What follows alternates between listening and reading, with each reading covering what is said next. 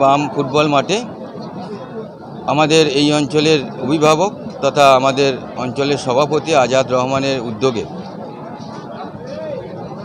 আজিজ রহমান এবং মিজানুর রহমান শেখ স্মৃতি যে কাপ এক দিবসীয় 16 টিমের আজকে অনুষ্ঠিত হচ্ছে বাম মাঠে। আজকে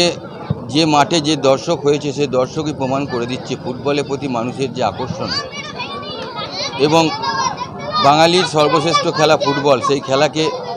বাংলার মুখ্যমন্ত্রী মমতা বন্দ্যোপাধ্যায় যে একটা দিশা দিয়েছিলেন ক্লাবগুলিকে আর্থিক অনুদান দিয়ে, তার ফলস্বরূপ হিসেবে আজকে এখানে যে খেলাটি অনুষ্ঠিত হচ্ছে, এখানে আমাদের উপস্থিত আমাদের পূর্ব বর্ধমান জেলার আমাদের যুব সভাপতি এবং বর্ধমান পৌরসভার এমআইসি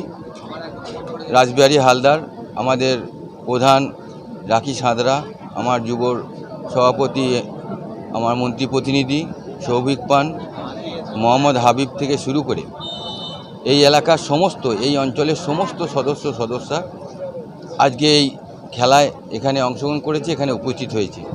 আমরা প্রত্যেক টিমকে 16টা টিমকেই আমরা ধন্যবাদ কৃতজ্ঞতা জানাই। তারা যেভাবে রেফারিদের নির্দেশ মোতাবেক তারা যেভাবে সুশৃঙ্খলভাবে খেলাটি করছে, আর এরপরেই সেমিফাইনাল চলছে, এরপরেই ফাইনাল খেলা হবে। আলো কমে আসছে, তাই